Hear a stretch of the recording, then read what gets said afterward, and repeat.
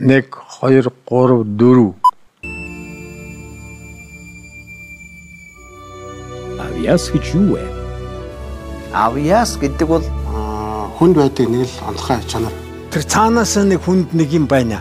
Авьяас гэдэг бол ямар ч хүн ямар нэгэн зүйлээр бусдаасаа илүү штэ. Хүн болгонд тийм ээ бусдаас илүү хийдэг. Авьяас гэдэг бол ерөөсөө хүнд байглаасаа яасан хишиг байгаа штэ. Цаанаас нь байглаас, удамшлаас нь өгөгдсөн хүний онцлог шилжүүд. Байглаас өгөгдсөн чадварууд байдаг. Авьяас бол Хүнд бол зөндөө олон авьяас заяадаг. Олон авьяасаа аль нь энэ хүнд тийм ээ өөрийнх нь амьдралын баталгаа бий болж болох вэ гэдгийг л одоо сургам хүмүүжүүлсээс олж харах. бие усны зөв төлөвшүүд занж өгөх нь багшийн үүрэг. авьяасыг бол тордож хөдөлмөрөөр тэтгэж явах хэрэгтэй. Ингээд энэний цаана бол янз бүрийн авьяастай хүн байна. Авьяасыг тодруулах хэвэл чухал байхгүй. Тийм учраас энэ сургуулийн үзэлсэн бол үнэхээр гайхамшигтай үзэлсэн. Бидний энэ хийх гэж байгаа хийгээд байгаа ялангуяа Монгийн систем бол энэ дээр тулгуурласан. Одоо миний ярих зүйл бол ийм юм байна шүү дээ. Гэж 8000 сод авьяаснууд бусдад бас өөртөө танигдалгүйгээр хорвоог орхисоор байдаг.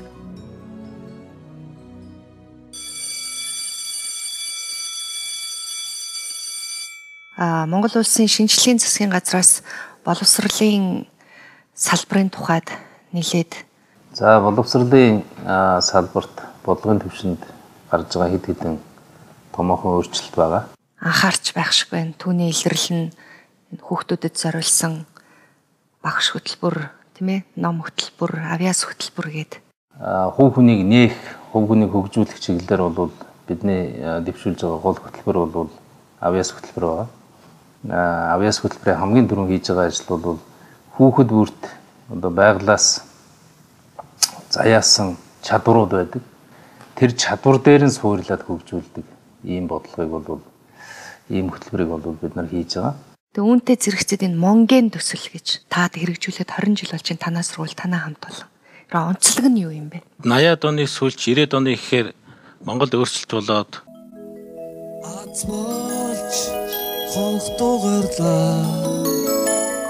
Нийгмийн байгуул солигдсонтой уялдуулаад боловсрол гэсэн шинжлэхийн тулд ер нь юуг шинжлэх юм бэ, юуг өөрчлөх юм бэ гэдэг асуудал гарч ирсэн л дээ. хэсэг залуучууд цуглаж, клуб маягтай байгуулж Тэгээ авьяасын тухай ярьдаг. Тэгээд манай бац зөвхөлд герман тэгдэг, тэрэн тэгдэг гэдэг нөгөө гадаад өөрөө герман школтой германд одоо дээд сургууль төгссөн хилтээнүүд нэг юм өөрсдийнхөө мэддэг хэлээр дамжуулж мэдээллийг авдаг. Тэгээд тэр бүтээл санаануудыг тусгах гэж хөгжүүлэх гэж үздэг. Ямар боловсролын систем байх уу? Тэр дотор ямар сургууль байх уу? Сургууль нь ямар сургалттай байх уу? Тэр сургалтын технологи нь ямар байх уу гэдгийг бид нэр одоо судалсан. Энэ судалгааныхаа үр дүн дээр энэ төслийн одоо ерөнхий санааг суйрлуулж байсан. Тэгээ манай лавга ер нь угаасаач бүтээлч Монгол хүүхдэд судлаа. Одоо бид нар чинь Оросын школоор 70 жил явлаа шүү дээ. Оросын одоо хөтөлбөр программыг орчуулад, сурах бичгийг орчуулад, тэгээ өөрийн одоо сурах бичиг болгоод, өөрийн хөтөлбөр болгоод ингээд 70 жил явсан. Дэлхийн эзэнт гүрнийг байгуулж явах үеэсэн хүнэн хүмүүжүүлж сургаж ирсэн өөрийн тогтсон уламжлалтай ийм энэ нь олон зуун жилээр уламжилсан юм улс. Тэгэхээр бид нар бол бас бусад Африкийн орнууд шиг саяхан бичиг үсгтэй болдог ч юм уу, боловсрол гэдэг лөө ном гэдгийг сая л бий болгож байгаа. Энэ улстай Монголыгаа арай жишиж харьцуулмааргүй байгаа юм.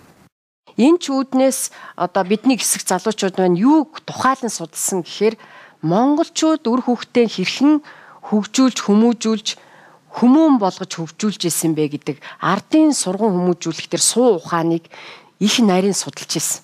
Одоо Европт ном Гутенберг гэдэг хүн анх ном барлаж одоо нэг хэвлэх үйлдвэрийн анхны суурийг тавихаас 100 жилийн өмнө монголчууд ном хэвлэж байсан улс шүү дээ. Тэр гадны одоо агуулга арга зүгээр Монгол хүүхдийг хөгжүүлнэ гэхэд бол цаашдаа бол одоо хүндрэл гарч ирсэн л дээ. За боловсролын Сингапурын тогтолцоо, Кембрижийн тогтолцоо, Данидагийн энэ хөтөлбөр энэ улсад ингэдэг юм байна. Дандаа нэг тийм ээ гаднаас авцаас наагаал идэг. Тэгээд ерөөсөө тэр Монгол хөрсөнд буугаагүй. Ерөөсөө тэр аюу гэдэг амьдраагүй. Өнөөдөр зөвхөн харийг шүтэх, харийн имийг хуулах энэ сэтгэлгээнд автах нь боловсрол бас халдвар өгч байна гэж хувь хүний хувьд шууд тэгж бодод. Тэгээ Монген гэдэг маань үндсэндээ генезис гэсэн утгатай. Монген гэдэг бол Монгол жиний гэсэн одоо Монгол хүүхэд, Монгол хүн гэсэн агуулгатай. Монгол хүүхдийн төрөлхийн гар үйл шинж. Яг генезис гэдэг маань уг гарал буй төрөлхийн гар үйл шинж. Тэгэхээр Монгол хүүхдийн төрөлхийн гар үйл шинж гэсэн утга агуулгатай ийм хураангуйлсан нэр байна шүү дээ. Өөрөөр хэлбэл тийм ээ тэр Монгол хүүхдийг хөгжүүлэх гэж байгаа тэр өгөгдөл тэр байгалаас цаанаас өгсөн юм юу байна вэ? Тэрэн дээр нь суурж одоо хүнийг хөгжүүлье. Ингэж л одоо хүмүүнлэг босрлыг үйлчлэгээ бий болох үндсэн нөхцөлийг бүрдүүлнэ л гэсэн юм санаа байхгүй. За тэгэхээр улс улганы өөрийн энэ уламжилж ирсэн болж байсан бүтэж байсан тэр уламжилтаар дэлхийн улс орнуудын өнөөдөр бас Монгол улс нээлттэй бүх юм чөлөөтэй болсон үед энэ янз бүрийн орны боловсролын тэр тогтолцооны сургалтын арга зүйн дидактикийн үр шимтэй болгоныг авчираад өөрийнхөө үндэсний боловсролын үндэсний стандартыг гаргаж тавих хэрэгтэй. Монгол хүн болвол төрөлхийн авьяастай гэдэг энэ үзэл баримталтаар тулгуурлаж, энэ үзэл санаандаар тулгуурлаж өөрөөр үндэсний боловсролын хөгжлийн хөтөлбөр бий болгоё. Монгол хүнийхээ өөрийн одоо онцлогийг хадгалсан, тийм ээ? Монгол соёл одоо зан жаншлыг хадгалсан, тийм ээ? Ийм одоо үйлчлэгээ явуулах хэрэгтэй юм л да. Боловсролын үйлчилгээ үзүүлэх гэж ер нь урд өмнө баг сонсож байгаагүй нэр томьёо байна л да. Их сонин санагдаж байна. Сургууль соёл гэдэг чинь нэрээ хүнийг боловсроход нь үйлчилдэг, түүнд туслах ёстой газар байх нэ гэдг нь энэ үгнээс ойлгогдож байна л да. Боловсрал гэдэг нь гаднаас өгчүүлэх зүйл биш, харин хувь хүнд байгалаас яасан хүч боломжийг хөгжөөх, хөхүүлэн дэмжих, хөгжүүлэх арга зам мөн. Хувь хүний боломжинд суурилсан хүний хөгжлийг боловсролын хүнлэг үйлчлэгээ гинэ гэж одоо бас хэлж байна, тийм ээ? Тэгэхээр зэрэг хүний хөгжлийг тэр тухайн хүүхэд бусдаас би юу илүү хийж чадж гинэ вэ? Тэрийг л бид нар одоо тэр хүний боломж гэж хэлээд байгаа юм байхгүй. Тэгэхээр авьяас гэдэг болохоор нэг хөгжим тоглодог, зураг зурдаг, тийм ээ? Бүжиглдэг, дуулдаг ч гэдэг юм уу, тийхнэр ойлгож болохгүй л дээ. Тэр авьяас гэдэг маань яг юу гэд одоо өөрөөр томьёолж болох юм гэхлээр цаанаас нь байглаас, удамшлаас нь өгөгдсөн хүний онцлог шинжүүд. Онцлогдоо цаашдаа тэр тухайн хүний бүхий л амьдралынх нь явцад тухайн хүнд нөөц болж хэрэглэгдэх одоо баялаг. Тэр болгон хүнд авьяас байдгүй юм шиг. Цөөхөн тооны хүнд одоо тэр авьяас гэдэг тэр сайхан гайхамшигтай юм оногддог юм шиг ийм сэтгэлгээ байсан. Тэгэхээр бид нар яаж ирэхээр хүн болгонд тийм ээ бусдаас илүү хийдэг онцгой тийм чанар байдаг. Байгалаас, бурхнаас хүнд ногдуулсан нэгэн зүйл байна. 99 хөдөлмөр 1% авьяас гэдэг байх. Үгүй хөөе. Миний бодлоор 70-40 хөдөлмөрн 40 авьяас нь 70 байх ёстой. Тэрийг бид нар хувь хүний боломж. Тэр боломжийг л одоо олж харах хэрэгтэй. Тэрэн дээр нь суурилж тэр тухайн хүний хөгжлийн асуудлыг шийдвэрлэх зүйтэй л гэсэн гол санаа байна. Бидний энэ хийх гэж байгаа хийгээд байгаа ялангуяа Монгоны систем бол энэ дээр тулгуурласан. Тэгэхээр энэ төслийн маань үндсэн утга санаа нь бол Монгол тэр өвөрмөц хүүхдийн байгалийн одоо тэр өгөгдлүүдийг аль болохоос багаас нээж хөгжүүлэх гэдэг нь бол хамгийн гол утга санаа. За миний хүү сургууль сурна багшаар ном заалгана гэх биш. Энэ маань ямар хүн болох нь вэ? Тийм ээ? Гэдгийг их л ажиглаж явах хэрэгтэй. Оролдохгүй. Энэ бол үнэхээр одоо хүнийг хөгжүүлдэг зөвхөн Монгол хүүхд биш л дээ. Ерөөсөө л хүн бол Багдад авьяастай байдаг. Авьяас бол бүр 2 наснаасаа эхэлж тодордог. 6 хүртэл наснда бие хүний 80% төлөвшдөг. 12 наснда үндсэндээ ерөнхий хандлаганд тогтчдөг. Тийм учраас багаас нь хүнийг зөв хөгжүүлж өсгөж байжуулах авьяасын тодруулах явдал чухал байхгүй юу. Тийм учраас энэ сургуулийн үзэл санаа бол үнэхээр гайхамшигтай үзэл санаа. Хүүхдийн төрлөх эрхийг дээдэлсэн, чөлөөт сонголтолсон, албадмал ус сургалтыг зохион байгуулах, боловсролын хүмүүнлэг үйлчилгээ үзүүлэх ирээдүйн шин сургуулийн дүр төрхийг бий болгох явдал юм. Ерөөсөн хүүхэд болвол төрхтөө авьяастай төрдөг. Тэр авьяасыг хөгжүүлэхгүйгээсээ болоод унтарчдаг. Тэгээд энэ улсын одоо дэлхийн нийтээр төгсөн ерөнхий боловсролын эрдийн сургуулиудаар явуулаад хүүхдийн авьяас билгийг дарангуйлаад ганцхан юм руу хайрцаглаад аваачаад одоо чигчдэг. Тэгээд нийтдээ ерөнхий боловсролд 12 жилийн туршид тэр хүүхдүүдийг хөгжүүлнэ. Хүүхдүүдийг өөр өөрийн итгэлтэй, өөр өөрийн сонирхсон одоо тий чиглэлтэй болгож хөгжүүлнэ гэдгийг манай багш нарын тэр болгон олж хараагүй гэдэг юм. Одоо бидний анхаарч байгаа ажил бол зөвхөн мэдлэг хүүхдүүд рүү шахаж явснаар бол хүмүүжлийн аюул том алдаанууд гараад байгаа. Нэгүр хэлбэл өөртөө хүүхэд итгэлээ аваагүй, өөрийнхөө авьяасыг олоогүй, авьяасаа нээж амжаагүй байхад өөр одоо монгол хэлч гэдэг юм уран зохиол эсвэл математик ямар нэгэн сул талыг нь илүү дөвийлгээд чи энийг хийж чадахгүй байна. Энийг хийж чадахгүй учраас бол чи муу хүн байна гэдэг ийм сигналыг хүүхдүүдэд өгөөд яваад байна л да. Уян хатан биш. Математикч бэлтгэх гээд байгаа юм шиг. Химичд бэлтгэх гээд байгаа юм шиг. 10 жилийн сургууль мөртлөө тийм үү? Тэгээ физикч бэлтгэх гээд байгаа юм шиг. Биологичд бэлтгэх гээд байгаа юм шиг. Хитрхий тийм онолцсон академик шинжтэй сургалтууд явуулдаг. Тэгээ энэ маань яаж нэг тэр ерөөсөө нэг ангид 1 2 хүүхдэл тэр шаардлагыг хангадаг, бус нь бол алтан донцож байна. Тэгэхээр бид нар тэр чигээр нь тэр хүүхдүүдийг тийм ээ амьдралаар нь тоглож шít. Нэр хүндийг унгаж шít. Тэр өөрөөсөө тэр чадахгүй тийм алтан донтчуд болоогүй шүү дээ. Тэгээ хүүхд тохирсон тийм агуулга бий болгож чадаагүй дээ л байгаа юм байна. Энэний үр дүнд бол нөгөө хүмүүжлгүй хүүхдүүдийн одоо тоо илбэг боллоо, хүмүүжлгүй одоо хүмүүс их боллоо гэдэг ийм хандлага байна. Тэгэхээр бид бол хүүхдийнхээ хүмүүжилд анхаарахтай эхлэх хүүхдээ нээх. Намайг магтаад өгөөч. Надад урам өгөөч. Намайг дэмжиж өгөөч. Чи л энэ дэлхийг сайхнаар өөрчлөн гэж хэлээд өгөөч. 20 жилийн туршлагаар харахад тэгвэл танаас сургуульд нэг манай ангийн дунд сурдгийн. Энэ нэг онц зэтэргээд тэр бинийгээ нэг хүүхдүүд чинь доторх унигтаал яваа шүү дээ. Би 3 сурдаг хэвээр мундаг гидгүү. Тэгэхээр танаас сургууль тэр байдал хүүхдүүдийн сэтгэл зүйдээр ямар ажиглагдаж байна? Өөрийнхөө дуртай ямиг хийгээд энэндээ би онц цагаамаа гэдгээрээ илүү бахархаад бусдын нээх их тоохгүй сэтгэл зүй бүрдэж чадчихна уу? Тэгэхээр зэрэг ерөөсөө манай сургууль шийдсэн минь байгаа юм байхгүй. Яагаад тэгэхээр нөө хүүхдийн боломжийн дээр суурилсан. Өөрт байгаа тэр чадвараа хөгжүүлж, өөрт байгаа авьяасаа нээснээр хөгжүүлснээр бол хүүхдүүд маань итгэлтэй болж байгаа. Эцгийнх бол бас хүүхдийнхээ ирээдүйд итгэж байгаа.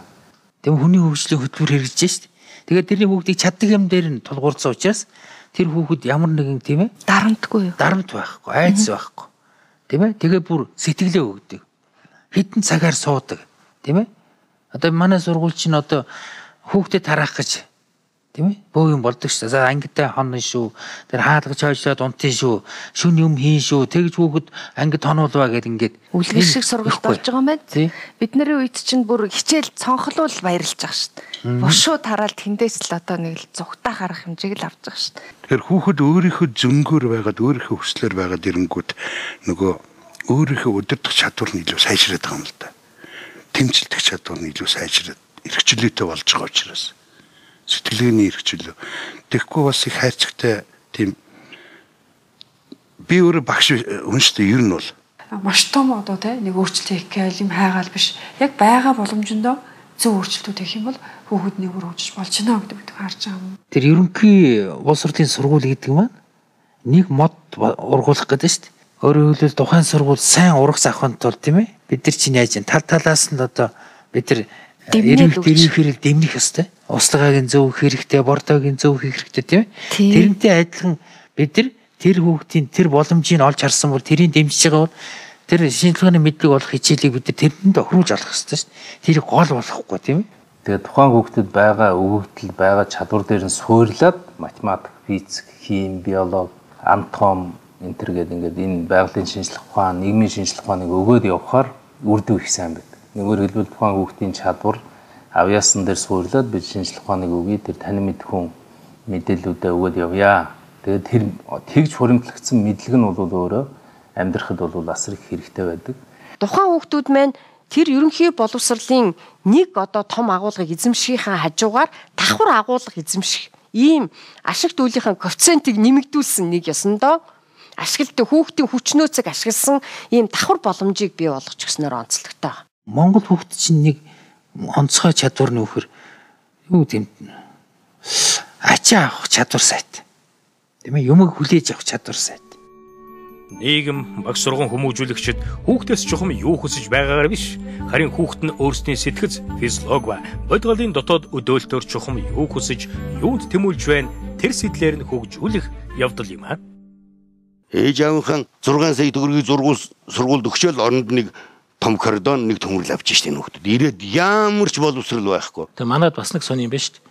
Мэргэжил сонгоно гэдэг ойлголт ерөөсөө байхгүй. Мэргэжлийн чиг баримжаа олгоно гэдэг ойлголт ерөөсөө байхгүй.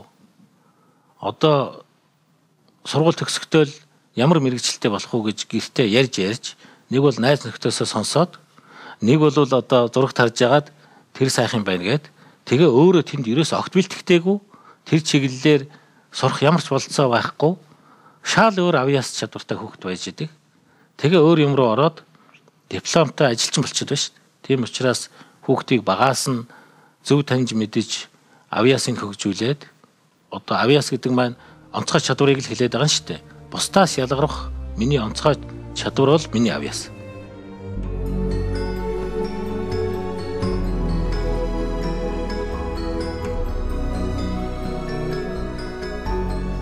Хүнд бол зөндөө олон авьяас заяа. Олон авьяасаа аль нь энэ хүнд тийм ээ өөрийнх нь амьдралын баталгаа бий болж болох вэ гэдгийг л одоо сургууль хүмүүжүүлсээс олж харах. Бие усны зөв төлөвшүүл занж өгөх нь багшийн үүрэг. За ингээд сургалт задраад дифференциацд ороод ирэхлээр яах чаргагүй энд багш гэж хэн байх вэ гэдгээс өөр одоо эхлээд өөрчлөлт бий болж эхэлнэ. Одоо хуучин уламжлалт сургалт бол одоо багш төвтэй ийм сургалт байсан. Одоо өнөөдөр бол шав төвтэй сургалт. Багш бол туслах тийм хүүхдийг хөгжих дэмжлэг үзүүлдэг ийм хүн. Гэтэл одоо шавийн төв болгочлаа л та шав төвтэй. Ингээд шав төвтэй болчхоор чинь хүүхдийн онцлогийг их анзаарах хэрэгтэй болох нэт. Энэ хүүхэд ийм юмдаа илүү авьяастай. Энийг хүсэхгүй байна. Тэгэхээр багш гэдэг хүн чинь илүү сэтгэл зүй тал руугаа, хүн судлал руугаа илүү байгаа шүү дээ. Тэгэхээр энэ бааз нь ямар байдгийг. Бараг тэр зэрэгцэн агуулгаар явсан хүүхдүүдэд манд багшлах боловсон хүчний асуудал бол тулгамдж гарч ирж байгаа. Өөрөөр хэлбэл өнөөдөр Монгол улсад бэлтгэж байгаа багшийн чинь тэр чиглэл хэлбэр шаардлага стандарт маань энэ одоо сургалтын хэлбэртэй чинь зохицохгүй болоод ирнэ. Ингээд ирэхээр бид нар багш нараа өөр зохион байгуулалтанд орж хөгжүүлэхээс өөр боломжгүй болж эхэлнэ. За ингээд багш нарын зохион байгуулалт өөрчлөгдөд ирэхээр сургуулийн нийт зохион байгуулалтын бүтэц өөрчлөгдөнө. За ингээд ирэхээр сургуулийн өвөрмөц хэв шинж бий болохоос өөр арга зам байхгүй болсон байна. Тэгэхээр төслийн маань дараагийн үр дүн юу байна вэ гэхээр сургалтын өвөрмөц загвар бий болохоос гадна сургуулийн өвөрмөц хэв шинж бий болж байна гэсэн үг байна. Тийм ээ? Шин технологи бий болгосон, шин сургалтын хэлбэр бий болгосон. Энэ бүгдийн үр дүнд бид нэр тийм ээ хүүхдийг тэр шинжилгээний бич үүсгэн боловсруулахаас гадна хүүхдийн аль нэгэн боломжийг олж харах, илрүүлэх, хөгжүүлэх тийм ээ? Тэр хөгжүүлэх сургалтын агуулга арга зүй боловсруулах гэдэг юм уу? Тэр сургууль ямар хэв шинжтэй байх вэ? Тэр хэв шинжийг бид нар тодорхойлж гаргаж гэх мэтэр бол бид нар толгомдсон олон асуудлыг шийдэж чадсан. Энийн эцэг үр дүнд бол өнөөдөр босрлын үйлчлэгээ хүмүүлэг болох үндэс нөхцөл бүрдсэн гэж үзэж байна. Ийм чиглэл бол Монгейний чиглэл мөн. Би дахин одоо хэлдэг энэ Монгейний чиглэл бол батлагчсан чиглэл. Намайг магтаад өгөөч. Надад урам өгөөч. Намайг дэмжиж өгөөч. Чи л энэ дэлхийг сайхнаар өөрчлөн гэж хэлээд өгөөч. Бид нар бол 90-ад оны үед бол дөнгөж сургалтын тухай асуудал төвшүүлж тавьсан. Хөөх. Тэгэхээр энэ дүн гэдэг бол маш олон сөрөг талтай гэдгийг бид олж харсан. За тэрний өгөхөр жишээлбэл долгор гэдэг хүүхдэд багш дунд гэдэг үнэлээ. Тийм ээ?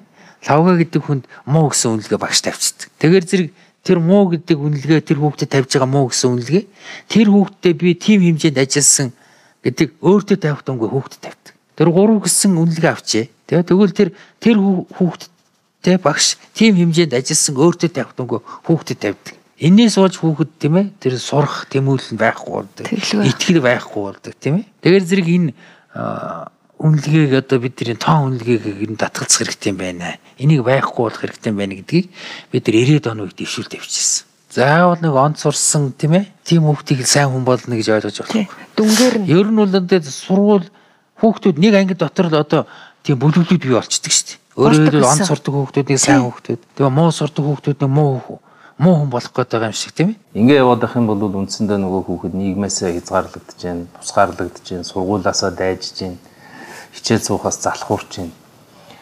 Энэний үр дүнд бол нөгөө хүмүүжлгүй хүүхдүүдийн одоо тоо илбэг боллоо, хүмүүжлгүй одоо хүмүүс их боллоо гэдэг ийм хандлага байна. Тэгэхээр зэрэг энэ одоо бид нар зөв байна уу, буруу байна гэдэг хүн бодох хэрэгтэй байхгүй. Дүгнэлт хийх хэрэгтэй. Хүүхдийг эвдсэн байтугай наа чи нийгмийн гаж сэтгэлгээг үүсгэсэн юм шүү. Ягаад гэвэл та түрүүн ч бас сайхан жишээ ярьлаа. Одоо ч гэсэн хаа байсан 10 жил их сургуулаа төгсчл 20 жилийн дараа уулзахад энэ ёстой нэг гачин юм байсан энэ ингэж явж ах гэж. Тий. Гачин ёстой сурн мурна гэж байхгүй. Харин энэ онд сурдаг байсан юм байхгүй юу? Гэвнийг энэ чин гаж шүү дээ. Энэ гаж үзэгдэл чи одоо ч бидний дунд байгаа байхгүй. Сургууль дор хаяхад байна шүү дээ. Тийм тайван айцсгүй. Тийм ээ? Дарамтгүй тийм орчин байх хэрэгтэй байхгүй. Хүүхэд яаж ийн? Багшаа сайн. Тэгээ даалгавар гэдэг юмыг юу одоо их үзэн яддаг байхгүй. Хүүхэд амрах хэрэгтэй шүү дээ гэртээ очиод. Тэгтэн одоо гэрт нь ТV мэж иргээд өдөрт одоо 6 төрлийн хичээл 6 цагийн хичээл 6 багш даалгавар өгч байгаа шүү дээ. Тэр хүүхэд нэг орой тэрийг хийж чадахгүй. Тэгээ маргааш нэрэл бие биенээсээ хуулдаг тийм. Тэгээ ер нь хүүхэд тэгэл одоо юу гэдэг дандаа л одоо нэг тийм айцтай тэрийг хийгээгүй яана, энийг хийгээгүй яана. Гэртээ очихоор аав ээж нь бас айц төрүүлдэг. Чи хиймаа хийсэн үү? Чи тэрийгээ даалгавар хийсэн үү? Багш чи тэгэж бодсон чи ингээд одоо нэг тийм дандаа тийм дарамт. Намайг магтаад өгөөч. Надад урам өгөөч. Намайг дэмжиж өгөөч. Чи л энэ дэлхийг сайхнаар өөрчлөн гэж хэлээд өгөөч. Хүүхдээ сургуульд ирэх дуртай болгох гэдэг энэ ажлуудыг бол шатаратаар зохион байгуулна. Ингэснээр хүүхдүүд маань бол өөрийн гэсэн зорилготой болчихно. Өөрийн зорилготой хүмүүс бол үнэхээр одоо амьдралаа бол илүү үнцэнтэй болгоно гэж ингэж үзэж байгаа. Ингэхэд бол бидэнд өөрт бол маш одоо баялаг туршлага байна л да. Энэ хүнийг яаж хөгжүүлж болох юм бэ? Тэр дундаа энэ Монгол хүнийг нийгэмдээ яаж бэлтгэж болох юм бэ гэдгийг энэ төсөл маань 20 гаруй жилийн өмнөөс тавилын тавиад өнөөдөр тушаад хэрэгжүүлээд гаргаад ирчихсэн байгаагаараа бас их гол эрдэнэ болж байгаа байхгүй баялаг нөөц. Тий одоо авиас хөгжүүлнэ гэдэг. Тэгтэл авиасын ирэл гараад байсан чинь авиас хөгжүүлээ 20 гаруй жил болцсон. Бүр амьдралдаар ингээ харуулсан сургуулаар нь ороод ирэхээр галерей шиг. За лагва багшийг бол би одоо их олон дахин хэлсэн энэ хүний хийсэн зүйл бол одоо хэлдгээр нөгөө бэлэн доктор шүү дээ. Тэр PhD өнөө science өнөө тэр юус хамаа тий. Бэлэн доктор ажил. Энийг бичлээ, энийг ингээд бүлэг болголоо бэлэн доктор. Тэгэхээр давгаа өгшүүл тэр доктор болооч яах вэ гэсэн бодолтой ч юм уу би гайхдаг. Энэ дэлхийн боловсролын хөгжилд бий болсон тэр сургуулийн 4 хэлбэрийг 6 болгоцсон байна. Энэ чинь Монголдөө биш дэлхийн боловсролын хөгжилд бас хов нэмэр оруулсан ийм хамт олон байна шүү. Шинэ хэв шинж бий болгосон байна. Боловсролын одоо үйлчлэгийг хүмүүнлэг болгох чиглэлээр их том алхам хийж байгаа юм байна. Гэдэг ч юм уу ингэж ийм л нэг өвөрмц маягтай сургууль агаагаар ах онцлог юм. Тийм учраас цаашдаа энийг бол их дэмжиж хөгжүүлэх хэрэгтэй. Энэ хувилбараар нь биш бүр одоо баяжуулаад өшөөдөр дутуу хэрэгцсэн зүйлүүдийг хэрэгжүүлээд үзэхэд бол энд бол маш олон зүйлийг бид нар зүгээр л практик дээр туршилтаар харах боломжтой. Энэ сургуулийн үзэлсэн авал үнэхээр гайхамшигтай үзэлсэн. Бид зөвхөн одоо гадаадын эрдэмтэд гадаадын судлаачдын хийсэн ажлын одоо дүгнэлтийг аваад ашиглахаас илүүтэйгээр Монголын эрдэмтэд Монголын багш нар сүүлийн 20 жил 30 жил энэ хүн бий болгох хүн бүтээх гэдэг энэ онлоо тийм ээ. Ер нь бол 5 дугаар анги хүртэл ч юм уу 7 дугаар анги хүртэл ч юм уу бидний гол хийх ажил бол Монгол хүнийг л одоо бий болгоно гэсэн ийм зорилго тавиад ажилласан зөндөө багш нар байна.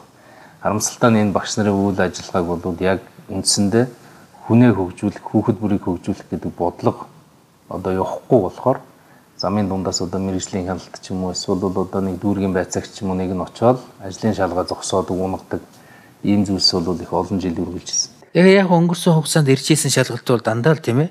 Сургуулийн төлбөртэй холбоотой, тийм ээ, сургуулийн орлоготой холбоотой, тэр бүтээн байгуулалтын ажилтай холбоотой ийм шалгалтууд ирдэг байсан. Тэрнээс биш ямар ахис гарч ийн үү, ямар үр дүн гарч ийн үү, тийм ээ гэдэг талаар одоо уул нь бол хүмүүс одоо ирж шалгаад хүүхдүүд яаж хөгжиж байна вэ, тийм ээ? Яаж энэ сургууль шинжлэгдэж байна вэ? Ямар шин технологи бий болгосон байна, тийм ээ?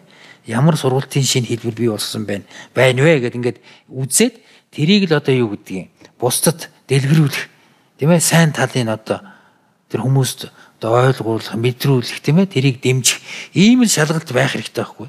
Олон одоо эрдэмтдийн, судлаачдын, удирдлагуудын багш нарын хийж бүтээж ирсэн тэр туршлага дээр суурилж цаашдын одоо илүү хөгжил дэвшлиг бий болгох гэж байгаа гэдэг утгаараа Монголд байгаа энэ одоо Монголын цогцлбор сургуулийн үйл хаваа захирлын энэ хамт олонны хийсэн бүтээсэн туршлагыг яаж илүү шинжлэх ухааны үндэслэлтэй болгож хөгжүүлэх үү, яаж илийг түгээн дэлгэрүүлэх үү гэдэг зүйл дээр бол яам хамтарч ажиллаж яг энэ хүүхдийн хөгжил харьцаа технологи түгээн дэлгэрүүлэх гол суурь бааз сургууль гэж. Тэгэхээр энэ Монгол хүнийг бий болгох, Монгол хүнийг хөгжүүлэх гэдэг энэ бодлого бол өөрөө монголчуудын одоо Монголын эрдэмтдийн, судлаачдын, багш нарын гарт бол бэлэн байж байгаа. Зүгээр энэ бүтээлүүд, энэ бүтээгдэхүүнүүдийг бид нар цуглуулж энэ монголчуудад байгаа, Монголынхаа эрдэмтэд байгаа чадваруудыг одоо хийцэн байгаа тэр програмуудыг, хөтөлбөрүүдийг бид нар үндэснийхээ хөтөлбөр болгож яаралтай батлах шаардлагатай. Энэ чиглэлээр бол бид нар одоо маш хурдтай ажиллаж байгаа гэдгийг бас хэлмээр. Одоо миний ярих зүйл бол ийм юм баг шүү дээ. За энэ төслийн үр дүнг бид нар өнөөдөр 20 эдэн жилийн дараа хараад ямар үр дүнтэй төсөл байж юу гэдгийг бэлхнээ харах одоо бүрэн боломж бий болчиход байна. Бүх одоо бол гарч ирж байгаа залуу одууд бүгд танах шүү дээ. Өөр нь яг үгүй суурийн зөв тавиад байна шүү дээ бид нар. Бидний сайн биш шүү дээ. Энд чинь суурийн тавьж өгөөд өөрийгөө хөгжих тэр боломжийн сургууль бүрдүүлж өгөөд ахаар тийм ээ. Тэгээд бүгд аянд өөр мохотгүй итгэлтэйгээр нийгэмд гарчдаг юм байна л да. Би чадна. Нөө багш жичлүүлдэггүй дүнд авчигддаггүй хөвгт чинь чадна гээл бодо бардам орчиж байгаа шүү. Тэгэхээр зэрэг одоо энэ юундаа одоо энэ төрс оруулах хэрэгтэй энэ хүүхдүүдийн үр дүн харуулсан. Нурууг нь авдаг юм байна л да танаас сургууль хүүхдийн.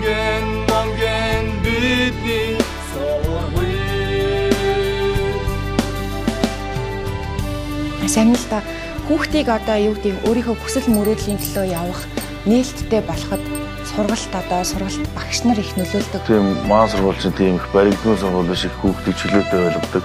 Хэрвээ би Монголын цэцлбэр сургуульд орж сураагүй байсан бол өнөөдөр бас яг өөрийгөө бүрэн гүйцэд илэрхийлж чадахгүй арай өөр мэргэжлийн ч юм уу магадгүй ирээдүйдээс тэр дундуур жоохон тиймэрхүү байж болох.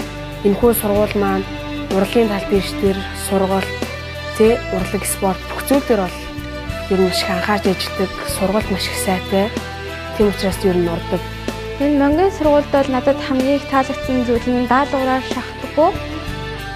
Шатрыг гэлтгүй ерөнхийдөө олон энэ авиаслаг хүүхдүүдийн энэ одоо өөрийн сонирхсан зүйлдээ гарах цаг завыг олгож зохицуулж өгдөгөөрөө хамгийн том давуу талтай сургуулаа. Урсгалаар нь хүүхдийг хөгжүүлждэг тийм бас нэг онцлогтой сургууль хүүд. Тэгээд манай сургууль намайг их задлж өгсөн.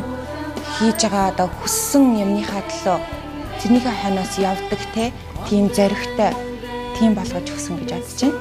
Тэгээд энэ сургууль чи яг юу сонирхож байгаа юм? Чи яг ирээдүйд хэн болохыг хүсэж байгаа юм? Чи юуг хийж чадах вэ?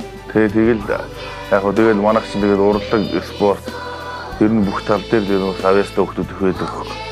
Хин хинээс илүү чиний хамгийн том онцлог давуу тал чинь юу вэ гэдгийг нь хүүхдүүдэд хамгийн эрт илрүүлж тэр талыг нь илүү хөгжүүлдэг. Тэгээд өнөөдрийн төгсөгчдийн амжилтаа явж байгаа энэ бүхэн бас төрлөх сургуулийн маань ач гавьяа юм аа.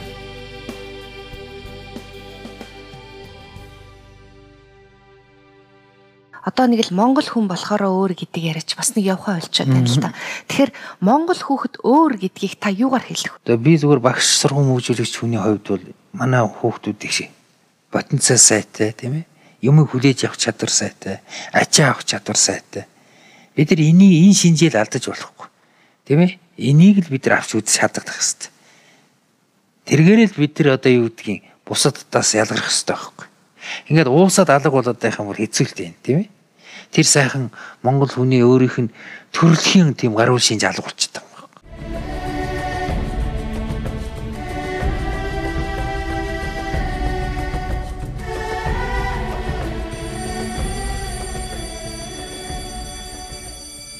Тэгээ тэр эзэн Чингисийн хэлсэн үг байдаг л д.